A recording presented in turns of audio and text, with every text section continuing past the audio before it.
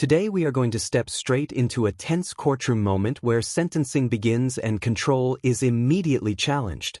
The judge opens the record, identifies the defendant, and before anything settles, the accused starts rejecting the court's authority. What begins as a routine sentencing quickly turns into confrontation, setting the tone for a highly charged legal battle right from the start. The tension is set before sentencing even begins to unfold. No, come on out. This is the date and time set for sentencing. The records show the presence of the defendant. Our advisory counsel is here. And Mr. Wagner, are you appearing before the state? Yes. This is the date and time set for sentencing. Good. Excuse me, how you doing? No, I'm talking now. Listen to me. Is your true name and your complete name Shayna Marie Blackshire? The court lacked jurisdiction over the subject matter. What is your date of birth? The court lacked jurisdiction over the subject matter. The court will accept the court, based upon a verdict by the guilty in this case. The court lacked jurisdiction over personal addiction. As a result of a jury trial, the court finds the defendant is guilty in CR 22-202. Now the courtroom shifts from introduction into full charge revelation, and things start escalating fast. The judge lays out multiple counts including felony charges, while the defendant repeatedly interrupts, claiming lack of jurisdiction and refusing to participate. Despite the resistance, the court continues reading serious allegations, building pressure as each new charge raises the stakes dramatically. Tension rises as the defendant keeps challenging authority. 209. Count 1, unlawful flight from a law enforcement vehicle, a Class 5 felony. This is in violation of ARS 28624C.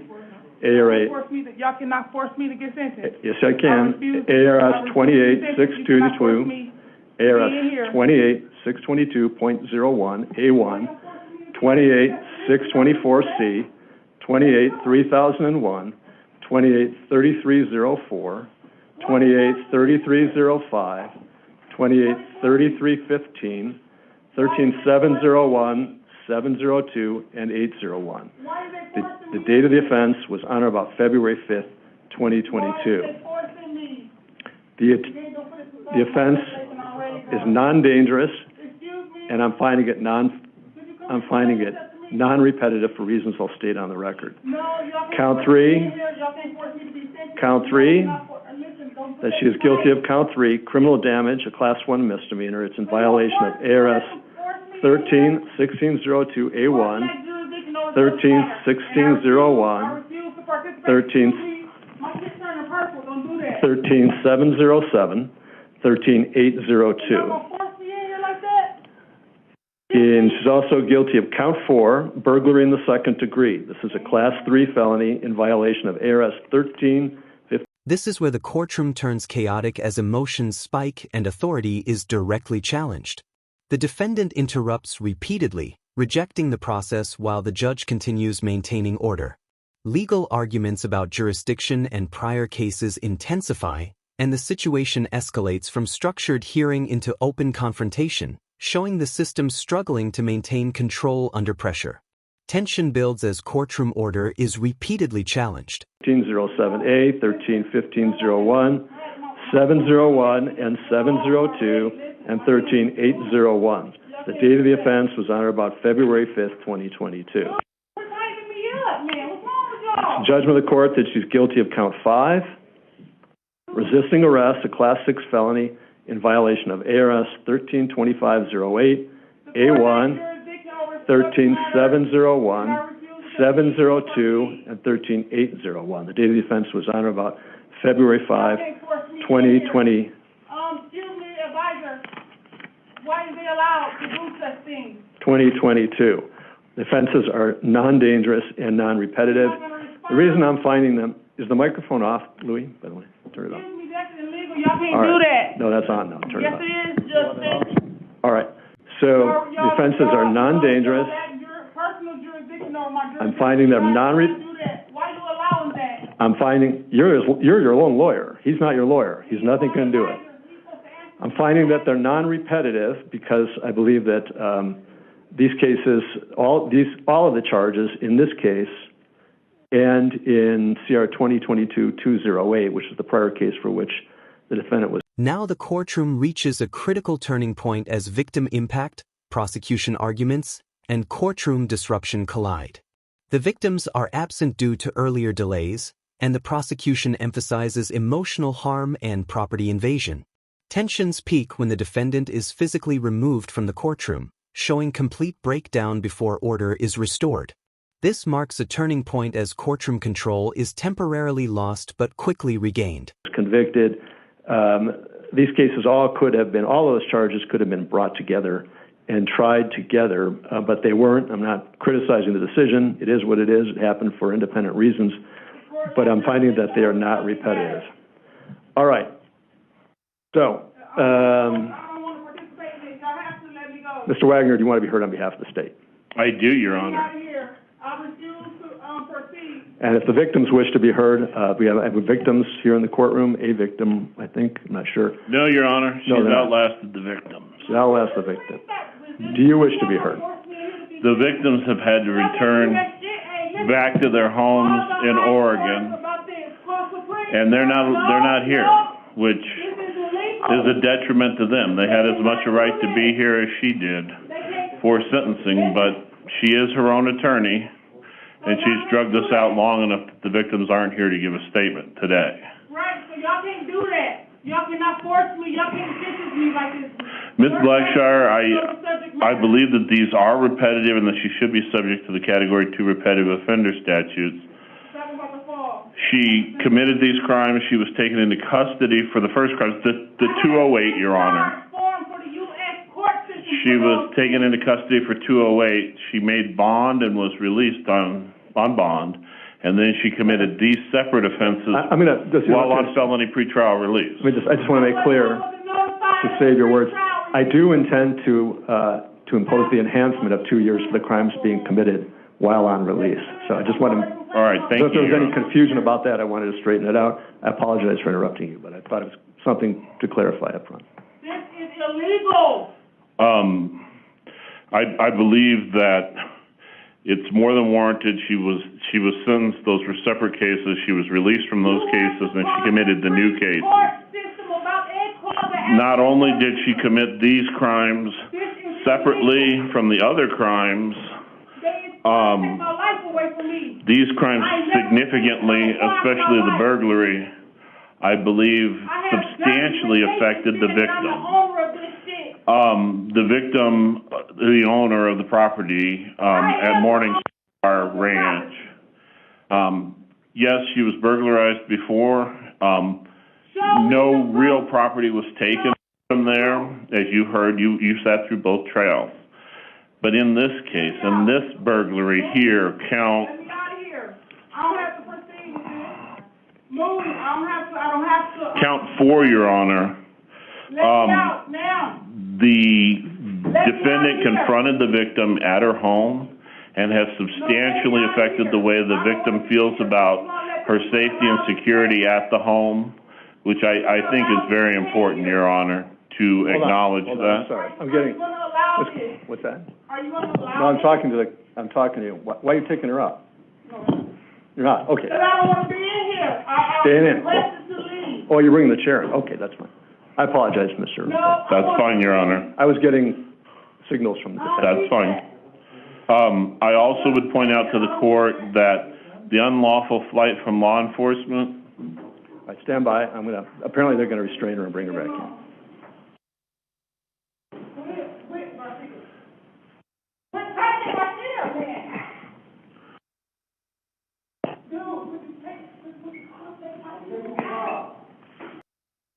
Thank you. All right. This is the final stretch where sentencing is delivered and the full consequences come down. The judge announces multiple prison terms, combining concurrent and consecutive sentences that significantly extend total time. The defendant reacts with confusion as the final numbers are read out, marking the end of the case. Thanks for watching. Don't forget to like the video and subscribe to the channel. We'll see you in the next video. All right. Defendant is back. You may continue, Mr. Wagner. Thank you, Your Honor. I would also point out to the court that count 1, the unlawful flight from law enforcement. I didn't run from no police. And count 5, the resisting arrest counts, are not in any way connected with the prior the 208 case. They're separate victims there. These are definitely separate incidents. The state would argue that as well for count 4, the burglary, Your Honor. No, I'm not relaxing. Y'all being illegal. The court lacks jurisdiction over the subject matter. Y'all don't have no right. Get this shit off of me. If I could have just a second, Your Honor. I ain't never been fighting with y'all. What's the statutory reference to the 2-year enhancement? I can't remember that. It is, I'm sorry, Your Honor, it is 708D.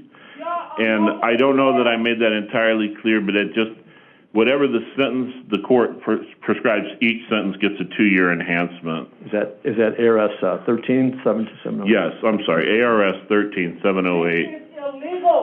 But not as to the misdemeanor, obviously. Not as to the misdemeanor. I concur with the misdemeanor assessment that probation had, that it's just time served in the county jail, that she's already fulfilled more than the requirement for that. I agree that the presumptive terms are warranted in the other cases as well, Your Honor. I would point out that the jury during the aggravation phase, the jury found 4 aggravators. They found 4 aggravators. We have no mitigators here that I can see. Even with all of that, I would still ask for the presumptive terms as a Category 2 repetitive offender with the enhancements for the 13708D. I think that these charges probably would be warranted to run concurrent with each other, but I do feel that they should run consecutive to the defendant's prior case. She caused more harm and more emotional stress to the victim, the owner of the property, and then we have separate victims as to the resisting arrest charge and the fleeing from law enforcement charge, Your Honor. I don't have anything more to add than that, and there's no victims present. There's some representatives, some neighbors, some people from the Morningstar Ranch that are still living in the area. They're present here today just to watch, I suppose. Very well. Thank you very much. All right, the court imposes a sentence as follows. As to count 1, unlawful flight, a Class 5 felony, the court, as I said, finds the offense to be non-repetitive, non-dangerous. The court imposes the presumptive term of 1.5 years in the Arizona Department of Corrections. The court imposes an additional 2 years sentencing enhancement because this offense was committed while the defendant was on pretrial release, and that's pursuant to ARS 13708D. So the total sentence as to count 1, Class 5 felony, is 3.5 years. As to count 2, this is the misdemeanor criminal damage. The court imposes a sentence of time served. As to count 4, again, the court finds this to be non-dangerous and non-repetitive. This is burglary in the 2nd degree, Class 3 felony. The court imposes the presumptive term of 3.5 years. The court also imposes the sentencing enhancement pursuant to 13708D of 2 years. So the total offense level, the total sentence for count 4 is 5.5 years. As to count 5, resisting arrest, it's a Class 6 felony, non-dangerous, non-repetitive. The court imposes the presumptive sentence of 1 year. The court further imposes the sentencing enhancement as required by law under ARS 13708D for 2 years, for a total of 3 years as to count 5. The court further designates that the sentence imposed on counts 1 and 5 are to run concurrent with each other. That is the unlawful flight and the resisting arrest. The sentences in counts 1 and 5 are to run concurrent with each other. The sentence imposed on counts 1 and 5 are to run consecutive to the sentence imposed on count 4, which was 5.5 years as to burglary in the 2nd degree. So the sentence imposed on counts 1 and 5 is to run consecutive to count 4. The court imposes The sentence imposed on count 4 in this case, which is burglary in the second degree of 5.5 years, is to run consecutive to the sentence that was imposed in case number CR 22208. Right, so the sentence imposed as to count 4 in this particular case is to run consecutive to the sentence imposed in case number CR 22208. That's because this defendant was released in the prior case, 22208, when it was a justice court case.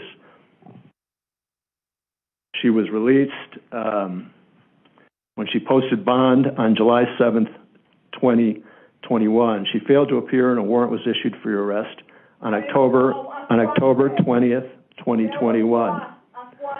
The events in this particular case are alleged to have occurred, I believe, on February 5th, 2022. So the events that happened at the Morningstar Ranch that were the subject of 22208, do you wish to have an attorney appointed to represent you on the appeal? If you cannot afford to pay one, the court will pay the costs of an attorney to represent you on appeal.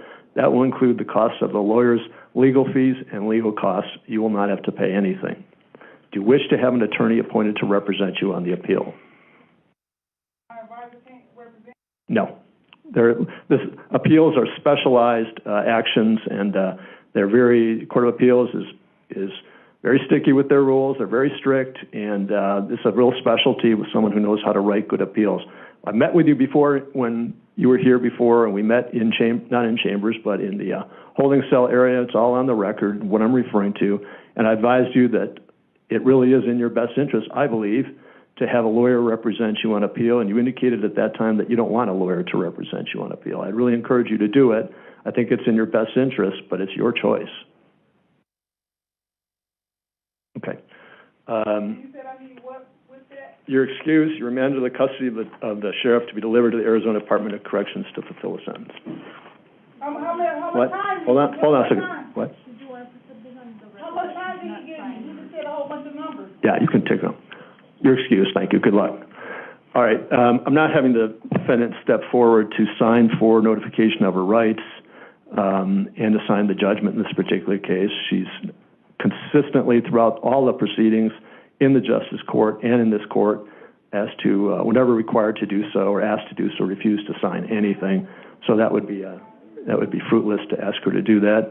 But the record will reflect that I've advised her of her right to appeal, the right to have an attorney represent her on appeal, and I think that's all we're going to do. And I don't see any point in having her trying to sign these documents. That's just not going to happen. I don't either. I think it'd just be disruptive to the court proceedings. Okay. Anything else? All right, we're adjourned. Thank you all very much.